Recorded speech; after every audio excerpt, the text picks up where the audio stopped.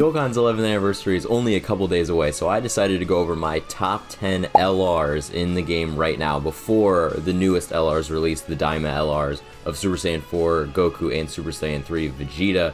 I'm just going to go over each top 10, or the top 10 LRs that I think right now in the game are the strongest, leading in to this newest celebration where I'm sure we will get a huge power creep or maybe a jump in power just from the units. But yeah, let's just go over everyone from these last couple years. Before we get into the list, make sure you like and subscribe. 95% of you are not subscribed to this channel, so subscribe. But yeah, let's just get into the list. Starting off this list at number 10, it is my favorite unit, is the Int Gohan from the Buu Saga with Goten and Trunks as his tag mechanic. Now, like I said, I did say sarcastically that this guy is one of my favorite units. I'm not a huge fan of this guy, and it is the reason that I do kind of have him at number 10 here. I do think that he's very good. His defense turn 1 is very, very strong, and then the dodge that you get when you first exchange with him into the Goten and Trunks side of it, when you're able to exchange, the first turn for each of them is okay. Like the Trunks and Goten are able to dodge almost like above 90%, I think, for that first turn. And then his first turn, he has so much damage reduction. If you get a Rainbow Orb, he is okay. But then there is certain things like that, like getting a Rainbow Orb, that you need to do in order for him to even be like viable.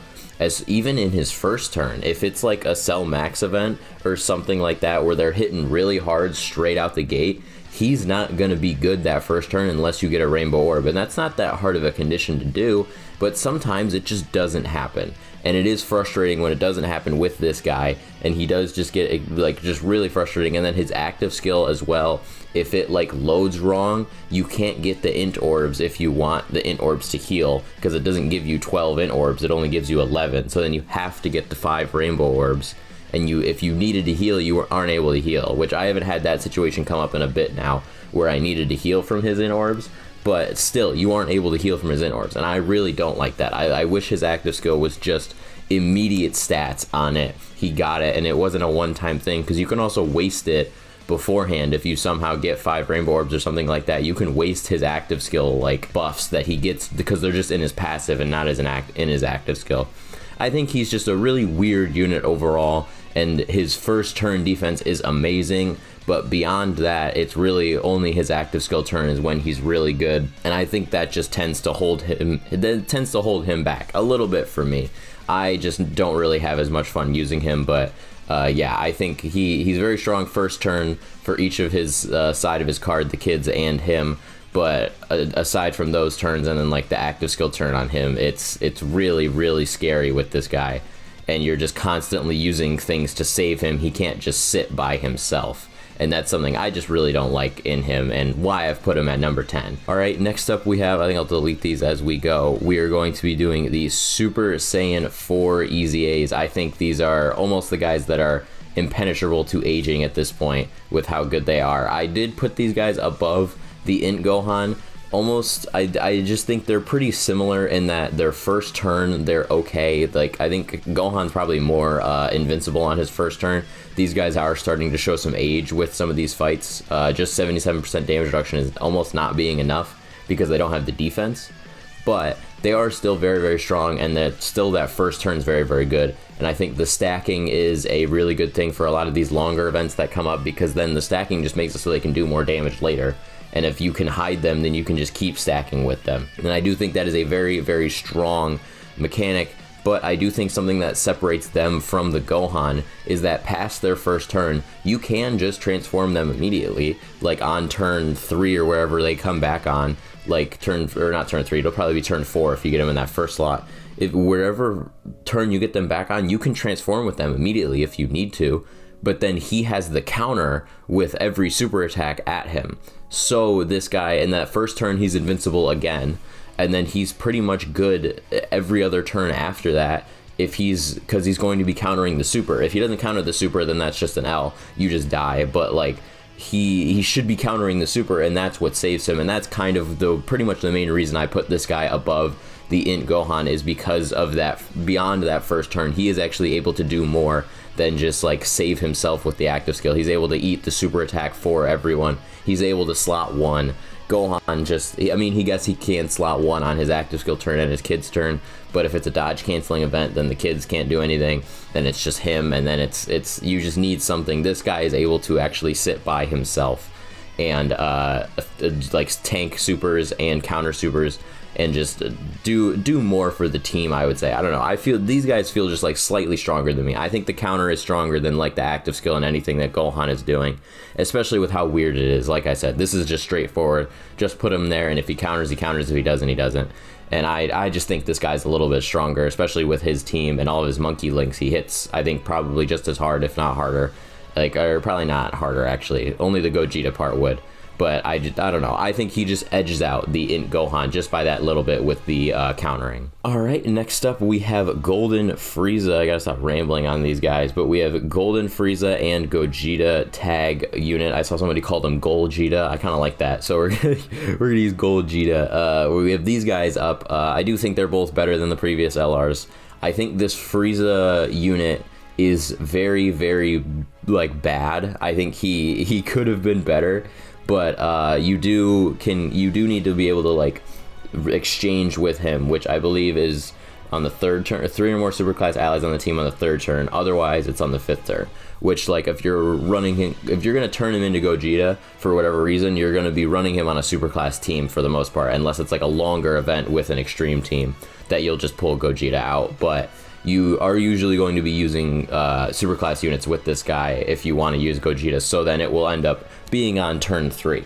So then turn 3, Gogeta comes out, and Gogeta is insanely strong. I think I could pull him up, but you can see him in the back there. Gogeta is insanely strong in this card, and I think is what's like really carrying this guy with all of his dodge. Like, he has a lot of dodge regularly, and then he has his active skill with a ton of dodge. He's doing like a ton of damage and guaranteed crits. He's doing like 5 or 6 supers, like especially on his active skill turn. He's got high attack stats. Like it does a ton of damage. He does a ton of damage. He dodges everything. You can slot 1 him if you really need with dodge. Like the Gogeta is just super strong in this card. And then the Frieza does hold him back a lot. I wish he was stronger with something other than just 70% damage reduction, because he does still take damage with that, because he doesn't have any, he has very little like defense in his kit and super, I'm pretty sure. Like he doesn't have too much defense in there, but he has that 70% damage reduction and that guard.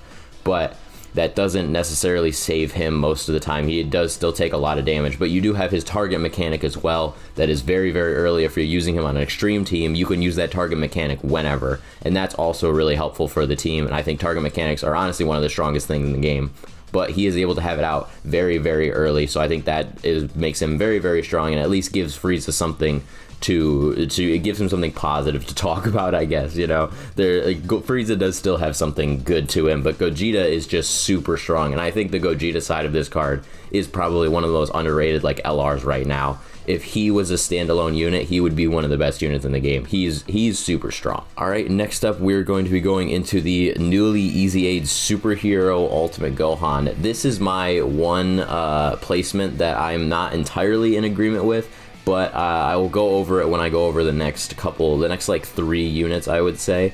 I think this guy could be placed higher on this list very easily. I think this guy could be, I think number 4 is where I'd put him, without, like, with number 4 just based on solo unit, like, use. I would say this guy is definitely like strong, and just, you can throw him anywhere, you can trust him. You can't really trust him in slot 1 unless maybe it's like his 2nd turn after he's already built up some stats, but he is such like a high damaging, high defense unit. I am yet to see him take any damage from any of these new bosses. He like does a ton of damage. His active skill does a ton of damage. He can destroy super attacks with his active skill. A lot of these units are supering in slot 0 and he destroys it.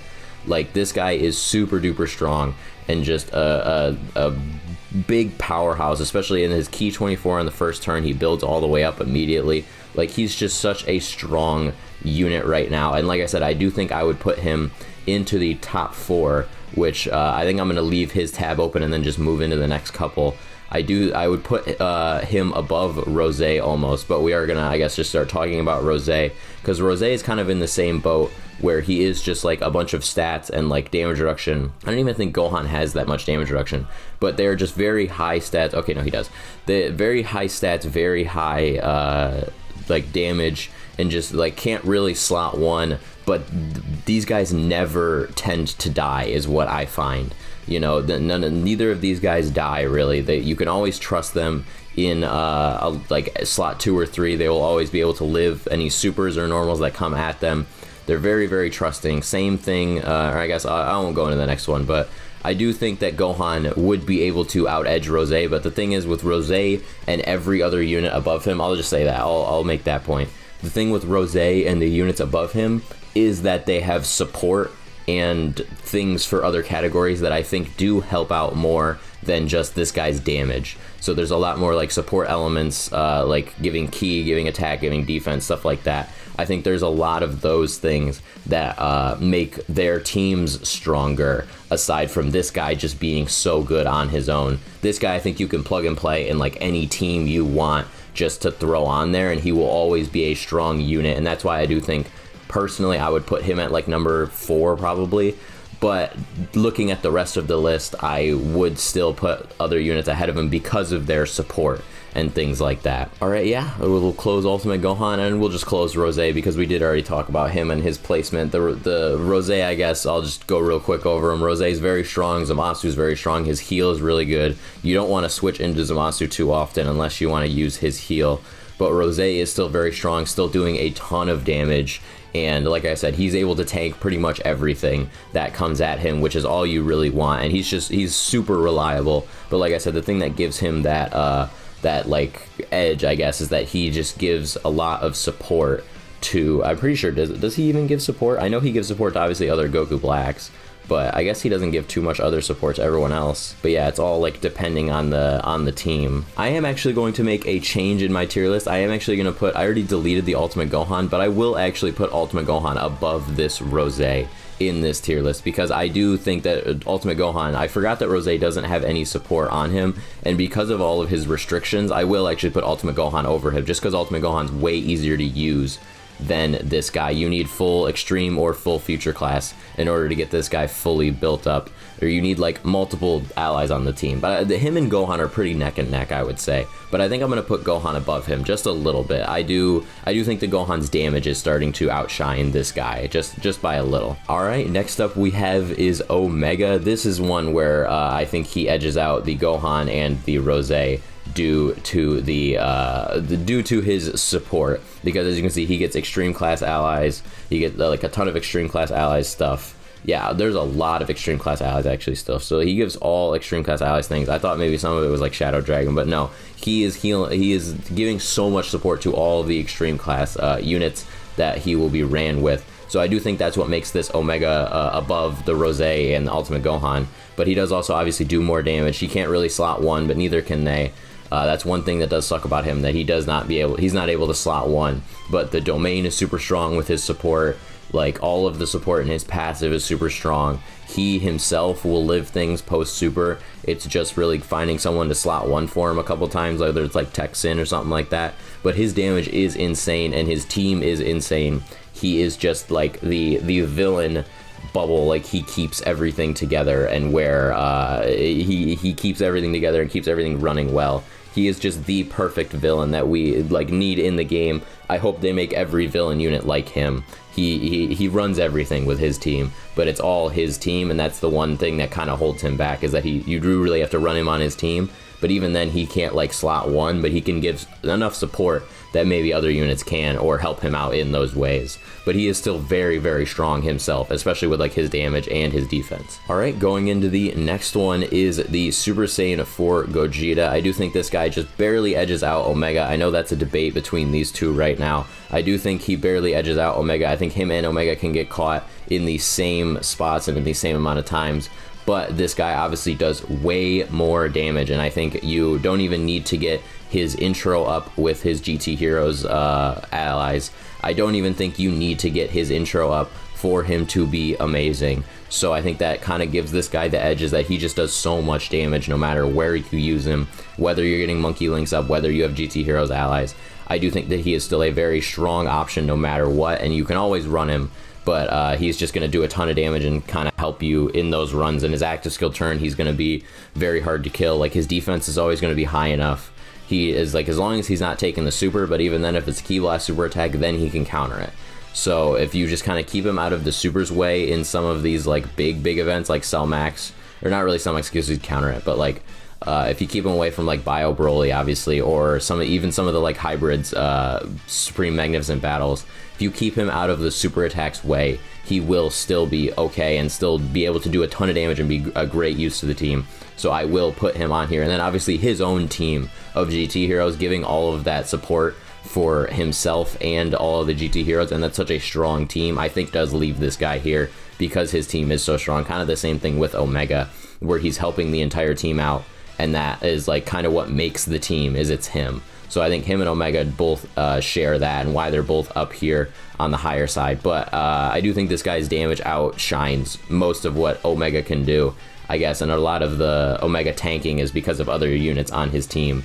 I do think Omega can probably tank better, but I do think this guy just does way more damage and is just easier to use on other teams than Omega is. Alright, we're getting into the top 3. We now have the Reviving Future Gohan. I think this is a pretty obvious placement with this guy. These guys are insane. The revive on like turn 3 is perfect if you get him on turn 1, obviously. The revive very early is always helpful. This Future Gohan is able to sit in slot 1 as soon as he comes out, and that's amazing too, because then you can use him as a slot 1 before he dies, and getting slot 1s is always what you need in this game.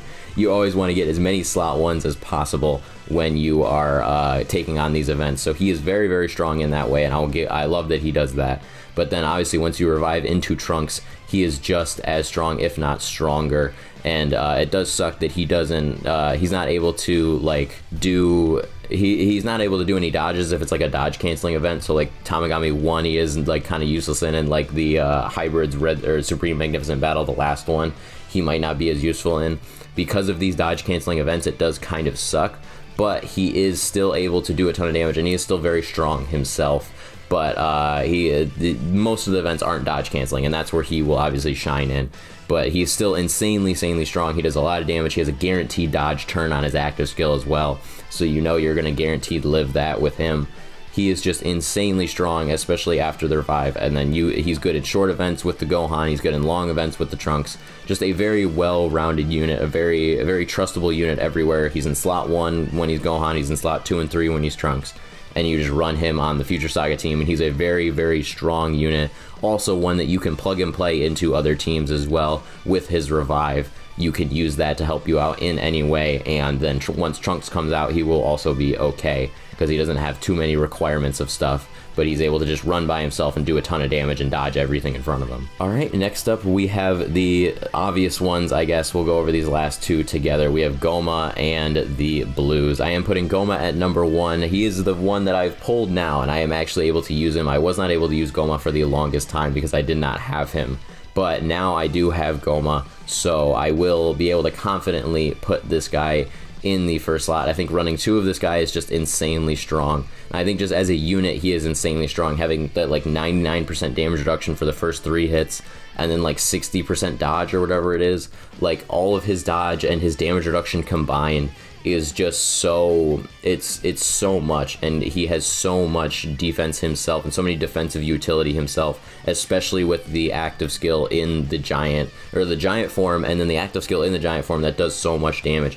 He's just able to do so much damage. He's able to be such a defensive anchor and just so strong defensively that I think he does end up edging out this Goku. This Goku really just dies from the 80% dodge screwing him over. He dies to me a very lot, and he has just become dodge or die in a lot of these events. Very few times is he saved by his 80% damage reduction without dodging, but he has just become dodge or die. But that is still an insanely strong mechanic right now, and he is one of the few units that can slot 1 in like every event. So that's where he's just insanely useful, and you do have to put him up here. And then the Vegeta side of things, obviously, he is still very strong. He's able to do a ton of damage as Vegeta, and I think that's something not to be overlooked. He is not nearly as good defensively, but he does do a ton of damage as Vegeta with all of the crits and his active skills, and he gives a ton of support as well for like the Trunks from the last one we talked about. So I do think that this guy is very, very strong, but Goma just edges him out by having a more consistent performance and not having to entirely rely on that dodge to live for most of it. And then obviously Goma has like the active skill, the giant form, to be able to transform. One thing that the Goku does have is that he can stop dodge canceling events, but you do have to get his active skill out first. But usually it's not, none of them right now are a problem to where he is able to get his active skill out anyway before he actually gets hurt by stuff. So he can actually fix the dodge event problem, but he still needs to dodge even then if he does do that. And sometimes that doesn't happen. So I'm giving Goma the edge here for just those couple reasons. Alright, yeah, like I said, I did kind of make a hot fix here with the switching Rose and Ultimate Gohan. I would put Ultimate Gohan just above him by a little bit. Ultimate Gohan's just really impressing me, and I want to put him higher. Like I said, I would probably put him above Super Saiyan 4 Gogeta if these two didn't just like run their team and give so much support to their team. I do think I would put Gohan above them just in terms of like single unit performance.